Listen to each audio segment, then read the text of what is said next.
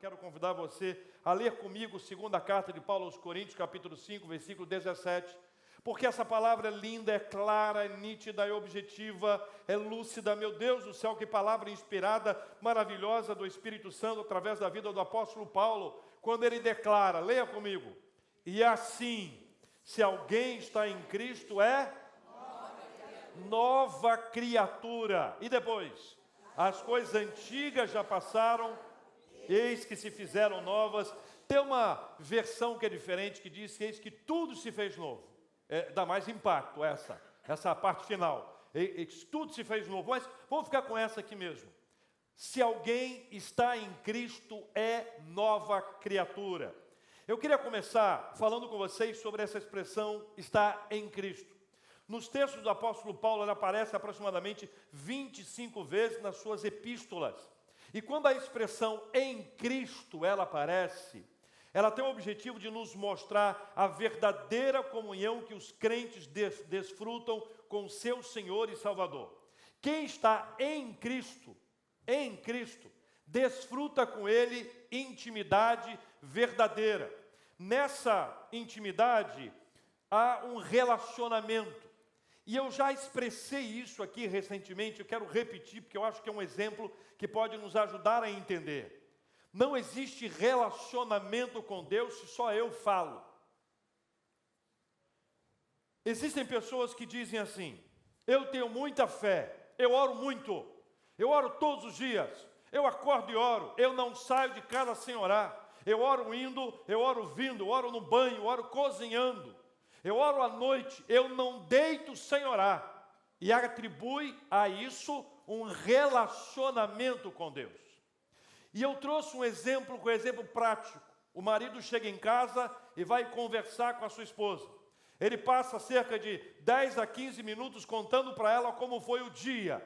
E ele fala, e a mulher milagrosamente está só ouvindo. Ele fala, e ela escuta. Quando ele termina de contar a história do seu dia e ela vai falar, ele levanta e sai.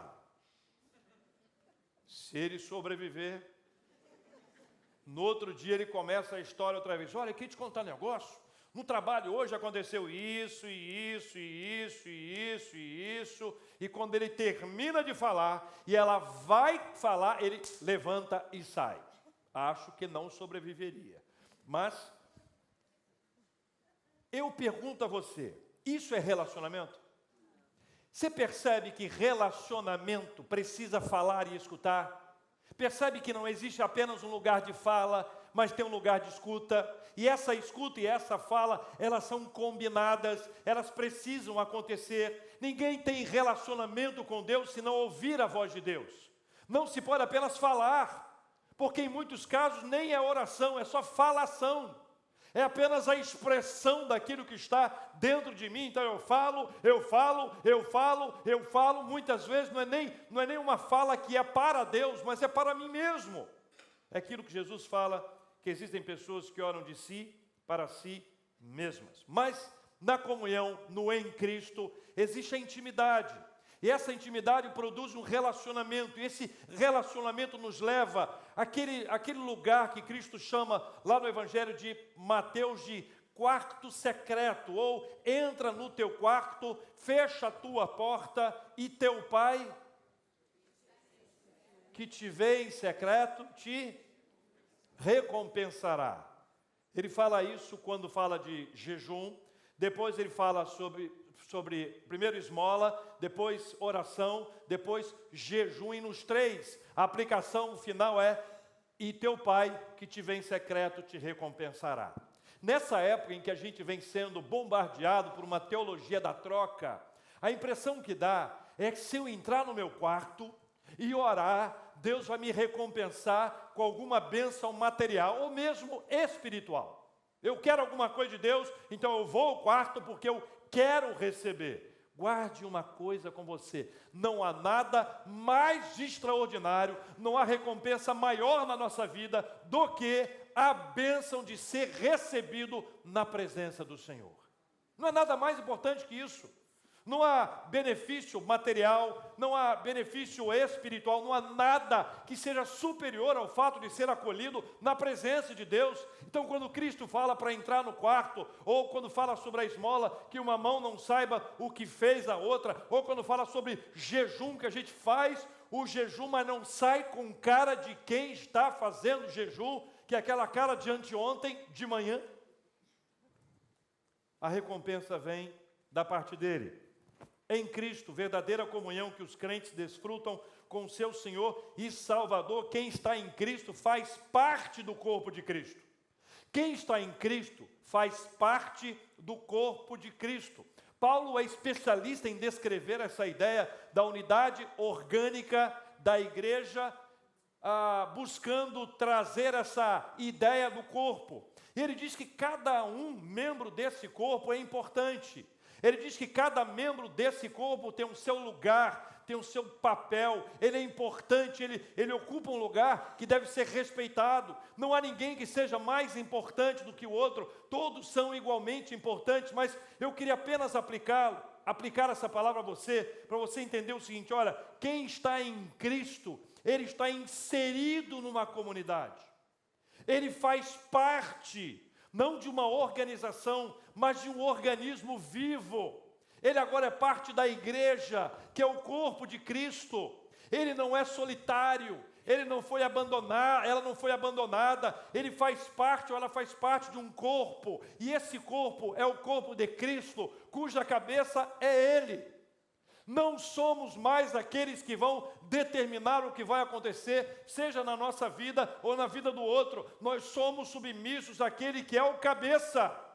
Aquele que é o cabeça, que é Cristo, é quem vai comandar a nossa história, porque agora nós estamos em Cristo. Quem está em Cristo vive uma transformação interior, uma transformação do coração, uma transformação dos sentimentos, da mentalidade, da vontade, e o que acontece é um processo milagroso. Não é algo fácil de explicar.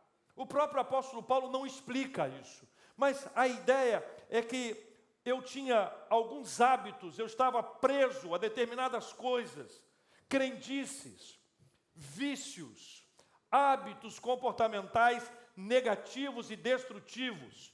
Eu gostava daquilo, mas o Espírito Santo foi agindo na minha vida, e quando eu estou em Cristo, essas coisas deixam de ser importantes para mim. Elas deixam de ter o mesmo peso que tinha anteriormente. Alguma coisa aconteceu, e eu gostava tanto disso, mas agora já não gosto mais. Ou eu achava que não tinha nada a ver isso, mas agora isso me incomoda. Houve alguma coisa dentro de mim, que foi uma transformação operada pelo Espírito Santo de Deus, e este é um processo que não é fruto de um condicionamento e nem de um conjunto de regras. Não é fruto de condicionamento, nem de um conjunto de regras, mas é algo que o Espírito Santo promove na nossa vida quando nós estamos em Cristo. Em 1519, que é de onde eu venho, as igrejas tinham muitas regras. Existia até uma equipe especializada em medir o tamanho da saia das meninas. Quem é desse tempo, levanta a mão e abaixa rápido, que deve estar cansado. Em 1519, quando havia um determinado tipo de festa num lugar, algumas pessoas iam para lá para ver se alguém da igreja estaria lá naquele lugar. Um bailão, eu lembro dessa história.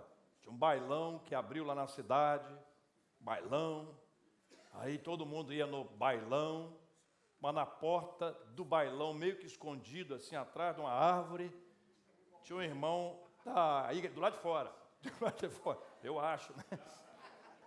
Anotando lá, fulano, beltrano, ciclano, e aí a disciplina era animada depois por causa disso. Eu pergunto a você, funciona? Funciona, a coisa não funciona. Resolve? Não. Em alguns casos funciona, porque inibe, vai ter alguém lá, pessoal, então eu não vou lá, eu vou no outro. Não vai ninguém lá, vai todo mundo no outro. O pessoal já sabe, né? Igual o pessoal que faz da Blitz, né? Olha, fulano está lá. Veja, não é isso que vai resolver. Pode funcionar aparentemente, mas não resolve. As coisas de Deus, elas são espirituais. Mas existe um processo, claro, lógico, de disciplina, onde você vai conduzindo, ajudando, orientando, para que a pessoa saiba o que é certo e o que é errado, o que convém, o que não convém, mas isso não é fruto de um conjunto de regras, de pessoas que impõem regras pesadas sobre os outros. O nome disso é farisaísmo. Quando começa a ter uma série de regras sobre a nossa vida, eu me lembro sempre do Evangelho e Jesus falando sobre aqueles que construíam um conjunto de regras para botar essa regra sobre os outros e jogavam um peso sobre os outros. O Evangelho liberta. O Evangelho me ensina o seguinte: olha, eu não quero mais ir lá, ninguém precisa me vigiar mais, eu não quero ir para lá. Mudou meu coração, eu não tenho mais esse desejo, eu não tenho mais essa intenção. Houve um milagre na minha vida, Jesus Cristo fez a maior virada da minha história. É isso que o Evangelho faz. Imagina bem hoje em dia, na porta, fitinha métrica. Faz sentido isso? Mas quem viveu isso sabe que o negócio era animado. Ninguém que está em Cristo permanece igual. Quem está em Cristo é nova criatura. É o que diz a Bíblia. Leia comigo outra vez. E assim, se alguém está em Cristo, é nova criatura. Observe, por favor, que não se trata de parecer nova criatura. Não é que parece. Sabe a ideia do joio e trigo? Sabe que a gente não consegue identificar a diferença? Que Jesus fala que é muito difícil da gente identificar, mas que ele diz que quem vai tirar o joio do meio do trigo é Ele, é o Senhor da seara que vai resolver esse assunto. Até lá, pode ter muita gente parecendo, parece que é, mas infelizmente só parece que é. Isso me leva a pensar que o hábito religioso pode gerar a falsa ideia de ser uma nova criatura. Os hábitos religiosos, eu até leio, eu até sei, eu até canto, eu até oro, mas não vivo. Eu acho que estou vivendo, porque eu sigo um conjunto de regras religiosas que me fazem acreditar que eu sou uma nova criatura. Mas não é isso que a Bíblia diz. É uma vida, é a vivência, é a prática, é a mente, é o coração, é a nossa história, não apenas aquilo que aparentemente é. O Evangelho não é de aparência. Atos dos Apóstolos, Lucas conta a história de um casal. Olha que casal maravilhoso, na igreja. A igreja precisando de recursos. Eles vão lá, tem um campo. Eles vendem o campo e trazem um dinheiro para a igreja, para que os apóstolos pudessem pegar aquele recurso e servir as pessoas que precisavam. Só que houve um problema que não é visível. Houve um problema que não era concreto, que as pessoas não tomaram conhecimento disso, a não ser pelo Espírito Santo. Eles mentiram contra o Espírito Santo. E aquela mentira contra o Espírito Santo revelou que, na verdade, eles não viviam a verdade. Que, na verdade, o casal, que parecia um casal sensacional, eles estavam fora.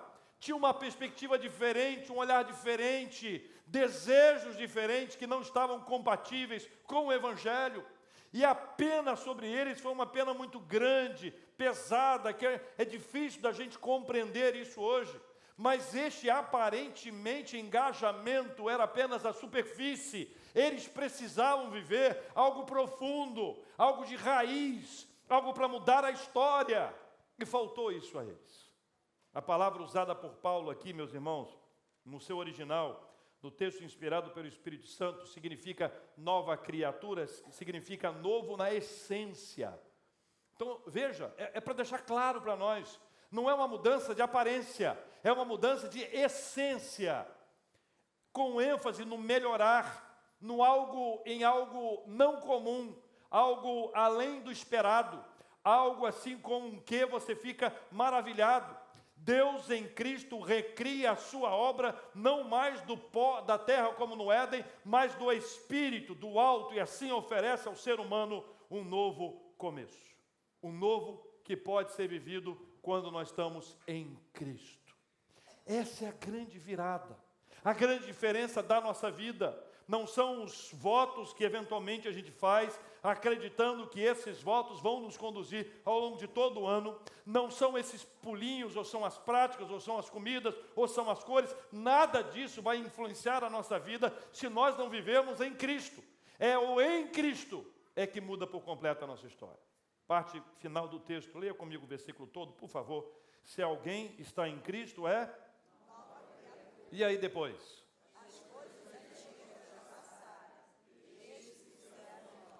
O ser humano espiritualmente novo é criado para uma nova vida, uma vida de justiça, uma vida de santidade. É uma nova vida que Deus nos permite viver, mais do que um novo ano.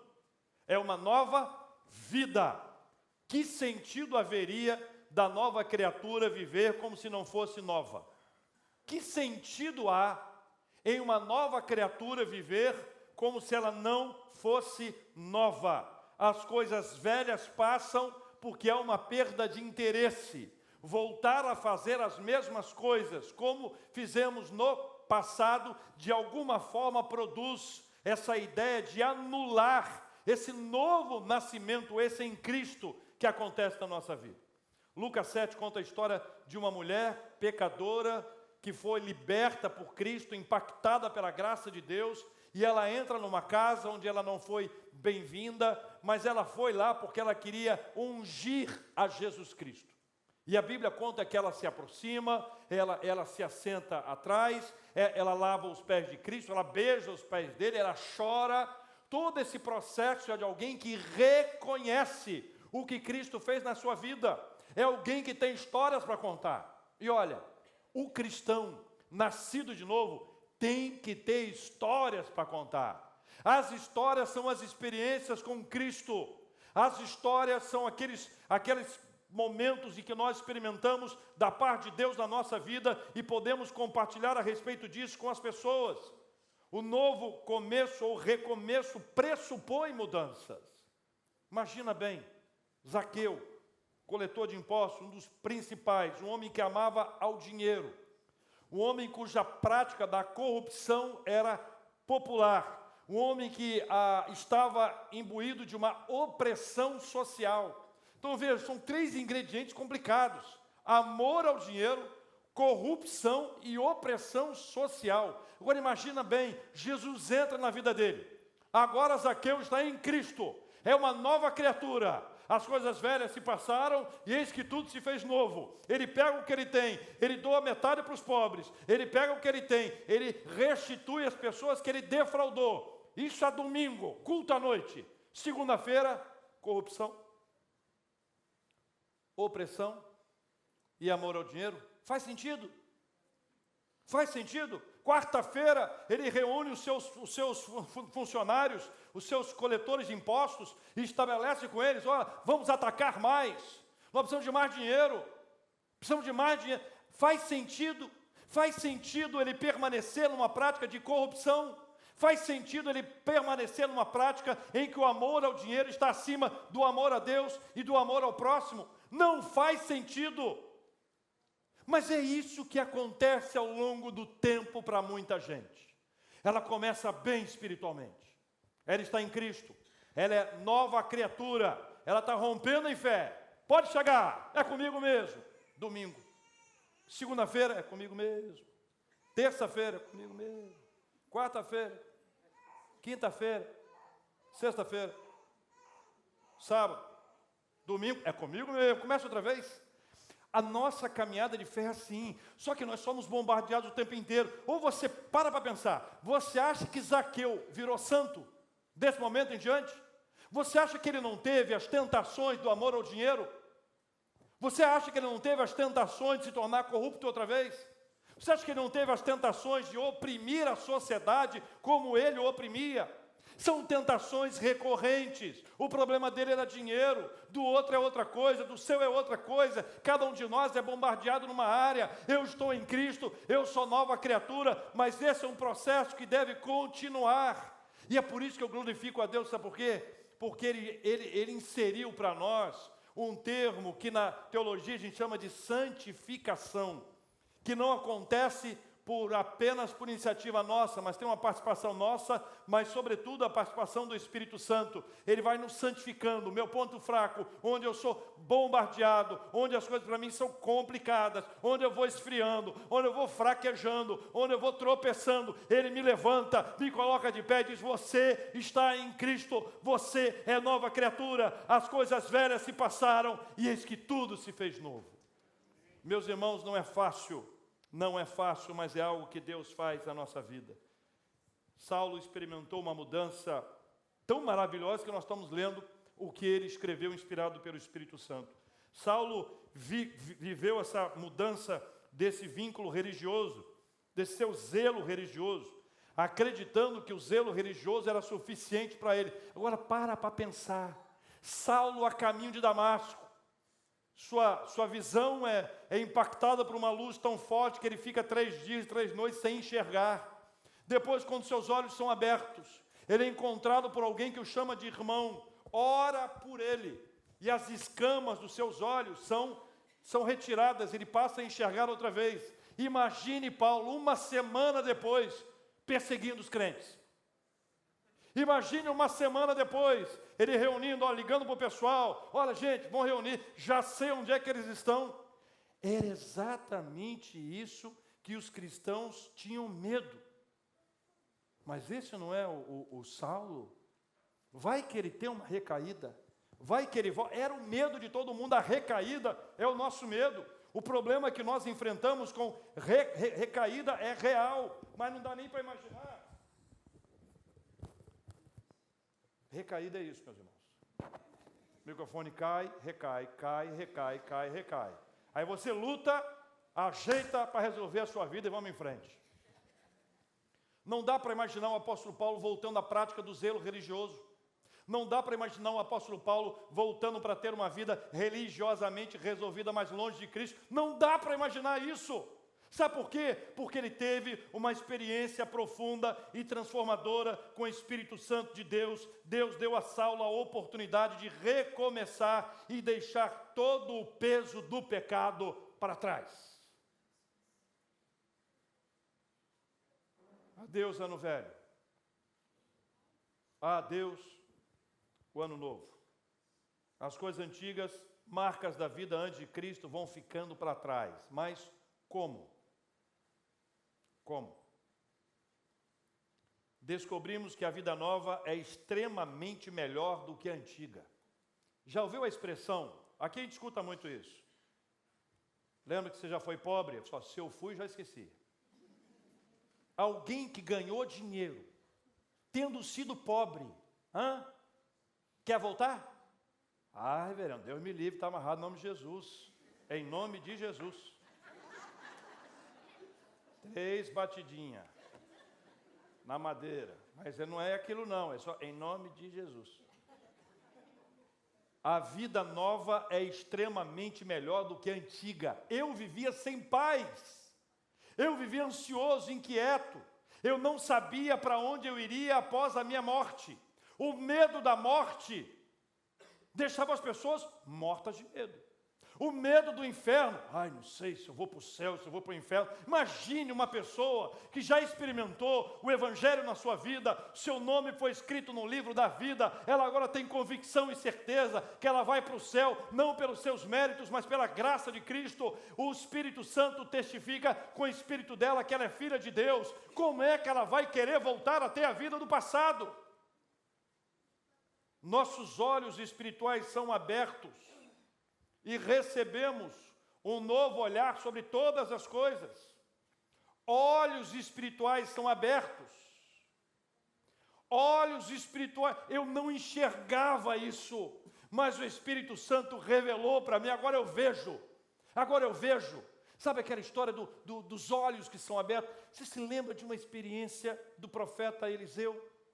Que estava lá com o seu moço, o moço acorda de manhã, corre desesperado, acorda Eliseu acorda aí, o que houve? Olha que os soldados estão todos aqui, e os soldados estão lá para poder levá-los presos. E o homem de Deus que vê, que tem os olhos espirituais abertos, Esse homem de Deus não apenas vê, como pede ao Senhor que abra os olhos do seu moço. E quando os olhos do moço são abertos, ele pode enxergar que entre eles e o exército inimigo estão os anjos do Senhor, um batalhão de anjos ali, preparado para enfrentar qualquer coisa. Curiosamente, depois disso, o homem de Deus ora e os olhos, a visão dos soldados, essa visão é perdida, é retirada, e eles passam a não enxergar mais. Então, ao mesmo tempo que houve uma abertura, os olhos espirituais foram abertos de uns, de outros foi fechado, para que eles pudessem saber quem era Deus. E o poder do Senhor foi manifestado. Eu agora não vivo pelo que eu vejo, agora eu vivo pelo que eu creio. Nós vivemos pela fé. Nós teremos um ano inteiro para experimentarmos a vida pela fé, para enxergar o que antes nós não enxergávamos, para perceber o mover de Deus e o poder de Deus sobre a nossa vida. Meus irmãos, eu nunca estive tão introspectivo em toda a minha vida. Sou extrovertido desde o ventre. Desde o ventre. Mas de uns tempos para cá, Deus tem me feito ouvir e perceber o seu mover de uma forma muito especial. Eu quero dizer para os irmãos que eu não quero outra vida. Porque, olha, observar o mover de Deus, ver o mover de Deus, perceber a direção de Deus, é algo que a gente não pode perder nunca na vida. Olhos espirituais são abertos e serão abertos em nome de Jesus. Amém, meus irmãos? Nós somos convencidos pelo Espírito Santo do que devemos deixar para trás. É o em Cristo. Em Cristo, o Espírito Santo diz, olha, isso não está bom. Aí você diz, mas eu gosto, mas não está bom. Mas eu gosto, mas não está bom. Mas, Senhor, isso aqui todo mundo faz, geral faz, pastor faz, presbítero faz. A gente acha alguém que faz para justificar o que a gente quer. Mas o Espírito Santo diz, mas eu não quero que você faça. Sabe aquelas coisas que podem não ser erradas para todos, mas o Espírito Santo não quer que você faça? Você sabe o que é. Isso não é para dar exemplo agora. Sabe por quê? Porque algumas pessoas criam pecados, domesticam pecados. Domesticam, está certo? Está certo, Marcelo? Coloca ali, guarda. E coloca debaixo do bracinho, fica ali, ninando, curtindo, sabe? Mas o Espírito Santo está falando com você, não é comigo. Comigo ele está falando outra coisa. Com você ele está ministrando a sua vida, dizendo, olha, eu não quero que você faça isso, você não precisa disso, você vai ser liberto disso, mas eu não consigo, é uma batalha que eu tenho, eu não largo, eu já tentei assim, mas não consigo deixar isso para trás. O Espírito Santo de Deus que nos convence é o mesmo Espírito Santo que nos empodera. Mulheres, amém? Amém. Nos empodera. Aprendemos na Bíblia como devem viver os que em Cristo nasceram de novo. A Bíblia diz, os que nasceram de novo, eles vivem em Cristo, e o novo nascimento é ali apresentado. Quando nós estamos em Cristo, nós crescemos na comunidade. A igreja, lugar de aprendizado, e nela nós somos moldados. Escuta só um negócio que eu quero te contar. Nós somos moldados na igreja. Na igreja você vai ter bons exemplos para seguir. E alguém vai dizer, reverendo, mas tem também umas pessoas aí, negativo. Dá um apoio, dá um voto de confiança. Olha hein? Bons exemplos. Olha, eu posso enumerar pessoas importantes na minha vida, na minha história, pessoas com quem eu convivi. Domingo à noite, hoje é terça, domingo à noite, nós recebemos aqui na igreja um presbítero, veterano, chamado Alcides. E uma vez eu estava com ele na igreja do Rio, e era um momento de ofertas, e ele percebeu que ao lado dele tinha uma visitante. Ela não entendeu o negócio do dízimo, da oferta, e ele pegou o envelope, tirou a carteira, tirou um dinheiro da carteira dele, botou no envelope e deu para ela e disse assim, vem comigo. Ele não disse, olhou para ela,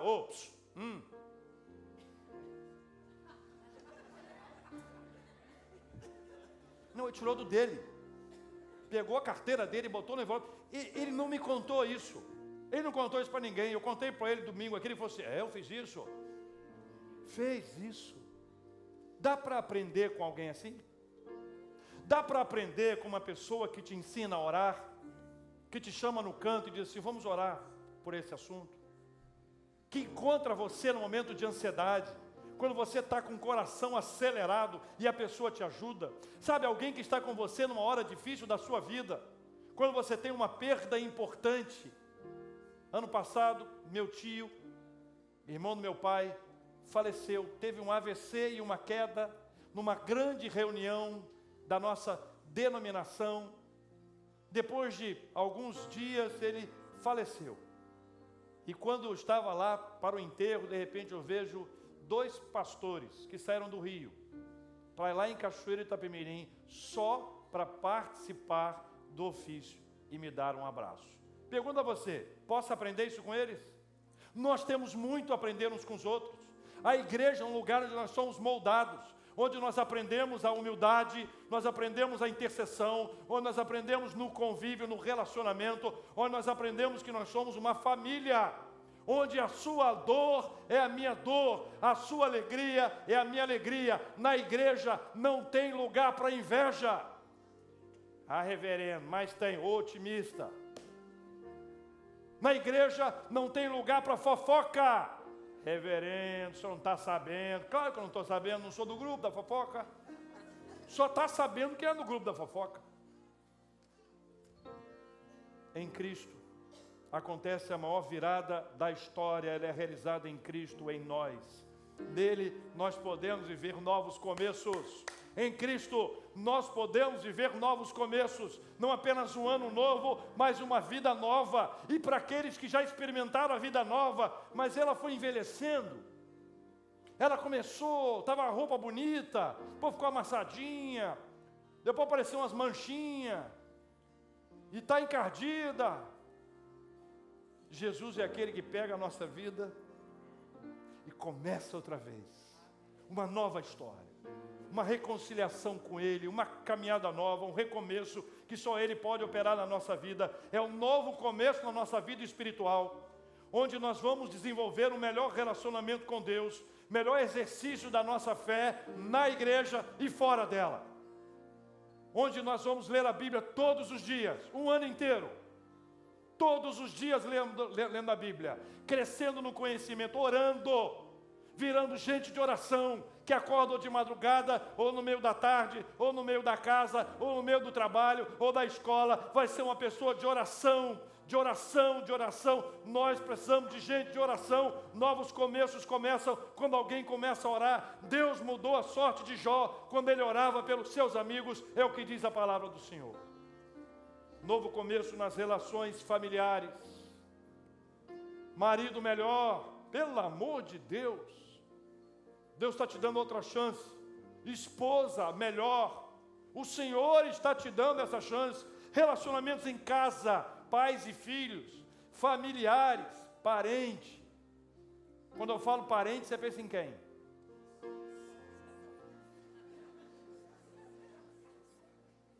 Seja lá quem for que você pensou, o Senhor tem poder. A gente ora para o outro mudar, mas muitas vezes quem tem que mudar é a gente. Novo começo no uso do dinheiro. Nós vivemos num ambiente consumista. Toda hora querem que a gente vá para o shopping. A gente erra, cai no shopping.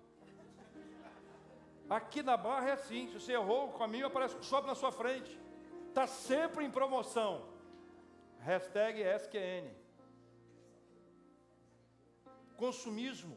A gente precisa mostrar que tem, mostrar que adquiriu, mostrar a pressão o tempo inteiro. E eu aprendo que o Evangelho me ensina que o Senhor me deu o recurso, não é para isso só. Não é só para consumir, mas é para me manter. É para investir na minha família, é para investir na obra de Deus. Nós precisamos de gente que aprenda a ser mordomo espiritual, que o recurso que Deus confiou a ele ou a ela é para a glória dele, é para o reino dele, é para a gente investir, para que o Evangelho alcance muito mais gente em nome de Jesus. Novo começo até para enfrentar o futuro. Tem gente quando fala do futuro treme, mas é preciso ter confiança. É preciso ter entrega para Deus para vencer a ansiedade e o medo. Confiança.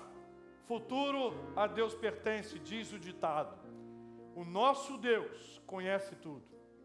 É aquela minha frase: eu não sei o que o futuro me espera. Eu não sei o que o futuro me espera, mas eu sei em quem confio e espero e descanso.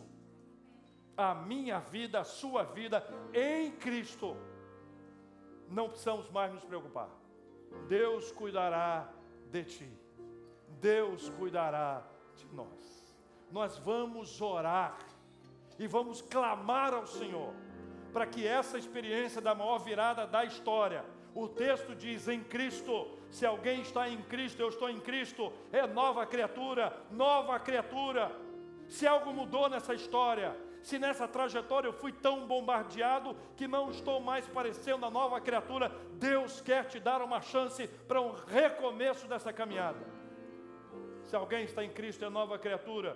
As coisas antigas, as coisas antigas passaram, e eis que se fizeram novas, ou tudo se fez novo. Uma porta celestial foi aberta. Quando eu abro essa porta, ou essa porta foi aberta, eu olho para lá, eu digo: não quero mais nada do meu passado, isso ficou para trás, agora eu quero viver o que Deus tem para a minha vida.